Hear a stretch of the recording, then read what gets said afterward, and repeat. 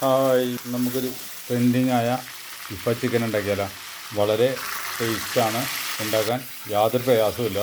അതിൻ്റെ cheesy spicy മസാലയും കൂടി ആകുമ്പോൾ വളരെ ടേസ്റ്റാണ്. ചിക്കനിലേക്ക് നാരങ്ങ പിഴിഞ്ഞൊഴിക്കുക, കുറച്ച് ഉപ്പിട്ടതിന് ശേഷം അതൊന്ന് എല്ലാവരെയും പിടിപ്പിക്കുക. അതിലേക്ക് ഗരം മസാല, പെപ്പർ, മഞ്ഞൾപ്പൊടി ഇട്ടതിലേക്ക് മസാല മിക്സ് ഇട്ട് കൊടുക്കണം. മസാലയിൽ നമ്മൾ ചേർത്തിരിക്കുന്നത് ginger, garlic, Kashmiri chilli, 2 leaves, പെരിഞ്ചീരകം, ചില്ലി പൗഡർ, ഓയിൽ, ഇതെല്ലാമാണ് നമ്മൾ ആ മിക്സിലുള്ളത്. വീഡിയോ ലോങ് ആയി പോകാതിരിക്കാൻ വേണ്ടിയിട്ടാണ് നമ്മളത് കാണിക്കാതിരിക്കുന്നത്.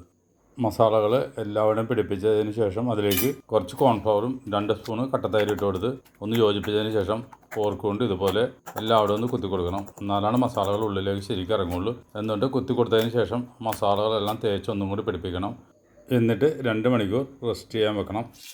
പാൻ വെച്ചിട്ട് ഓയിൽ ചൂടാകുമ്പോൾ ചിക്കൻ ഇട്ട് കൊടുക്കുക. ലൈക്ക് ചെയ്യാനും സബ്സ്ക്രൈബ് ചെയ്യാനും മറക്കരുത്.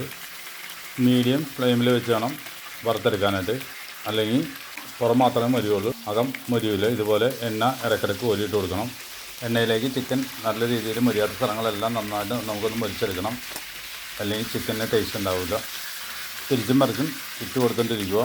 നന്നായിട്ട് മൊരിഞ്ഞിട്ടുണ്ട്. ഇനി നമുക്ക് കട്ടിയുള്ള തവ അടുപ്പിൽ വെച്ചിട്ട് ചിക്കൻ അതിൻ്റെ മുകളിലേക്ക് വെച്ച് കൊടുക്കുക.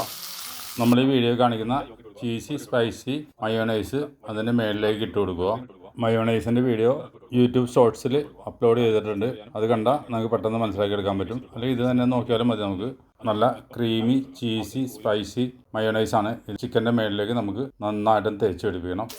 അതിനുശേഷം ലോ ഫയറിൽ ഒരു 2 മിനിറ്റ് ഒന്ന് അടച്ച് വെക്കണം. ഒരു പാത്രം കൊണ്ട് അടച്ച് വെച്ചിട്ട് 2 മിനിറ്റ് കഴിയുമ്പോൾ ഇതുപോലെ അടിപൊളി ചിക്കൻ സോഫ്റ്റും ആവും.